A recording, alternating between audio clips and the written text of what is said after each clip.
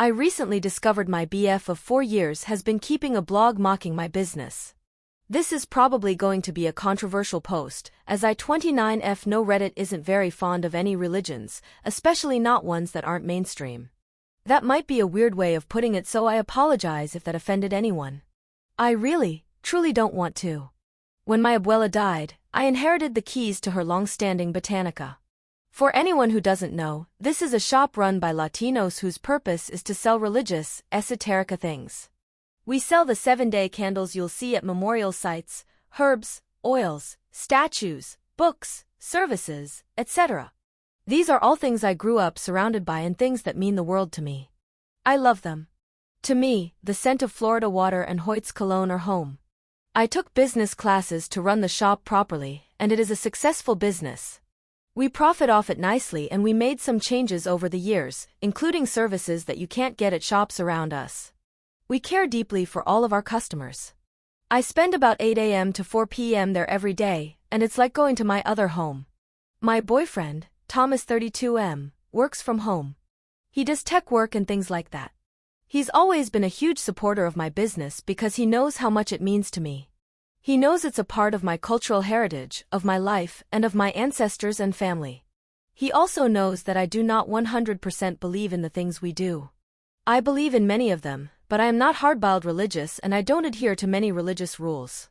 That's enough backstory. Well, the other day, I made us some breakfast. He finished very fast and went out for his morning jog. I asked him if I could use his computer to do a few things since it was right there and I'm a slow eater. He agreed and just turned it over to me. He left on his run, and I got to work. I just wanted to do a few accounting type things and also do some research for an upcoming trip we have to Havana. But when I opened his browser, several tabs were open, so I clicked to a different browser so as not to disturb his, since I never know what's work and what's play with him. The other browser had one thing up, the blog. I noticed he didn't use the name of the shop, but there was a clear picture of it. And underneath there were probably 50 entries so far. I didn't go through and read them all, because after I saw the first one, I got the idea. I got the idea clear as day. He was making fun of it. All of it. Everything. My heart shattered. He made fun of the customers, of some of the products we have. One of the things we are known for is an extensive collection of candles for different saints, orishas, and figures. He mocks some of the orishas and their candles and the novenas. What broke my heart the most is that he made fun of the one figure who I like the most, who I don't want to mention because I don't want to offend. I keep a small home altar to the figure and tend to it carefully and with love. He makes fun of the altar and talks about how nonsensical it is and everything. The comments range from nothing to spam to dedicated followers who talk about his crazy girlfriend, how I'm absolutely nuts and he should run away, who would believe in any of this, a lot of people. And things like that. I was so stunned and absolutely hurt that I had to check how long ago he made it. I saved the address and read through all of it while I was at work and cried. I don't know how to address this with him. He's been keeping the blog for 2 years now. My heart is shattered because our relationship has been nothing but love and smooth sailing, excitement and joy. He never shared my spirituality with me and it was never something that I requested of him. I even keep my altar out of view out of respect for his own preferences. What do I do? How do we come back from this? To me, it is not just about the spirituality. I have grown up hearing people laugh at it and call it kooky and made up, strange and all of that. But it is my grandmother's business, it is my ancestry and it is my heritage. To me, he is mocking those directly. What do I do? Relevant comments. I own a guitar. My goodness, OP, that's so awful. It makes me want to cry just hearing that this happened to you. The only thing you can do is talk to him about it. And I think you need to say something along the lines of this. To me, it is not just about the spirituality. I have grown up hearing people laugh at it and call it kooky and made up, strange and all of that. But it is my grandmother's business, it is my ancestry and it is my heritage. To me, he is mocking those directly. It's not funny, it's not a laughing matter, and it is insanely disrespectful. And the fact that he's been carrying on with it for so long, I really can't wrap my head around why someone would mock something so personal and cherished that they supposedly love. That's the most childish thing I've ever heard. I had to go back and check his age at the top of the post. Confront him, OP. He needs to apologize, take this blog down, and beg for your forgiveness. OP. How do I confront him? I've honestly never had to confront someone about something like this before. Commenter. What is your BF like in regards to the business? Is he supportive? Does he ever mock it openly to you or your friends, or at the business? Is it an anonymous blog or is his ownership of it public? You say he never shared your spirituality, but does he follow his own religion? First off, I'm not trying to excuse his actions. That being said, if he's not religious at all, could his blog be his only reprieve, I guess? From your spirituality? Everyone else here has immediately chastised him for being a terrible person. I'm not going to argue one way or the other without knowing more about him and your relationship. That being said, speaking as someone who does not subscribe to any religion/spirituality, you seem pretty entrenched in the religion. You work every day at the store and you have a home altar, in the home the two of you share, dedicated to it.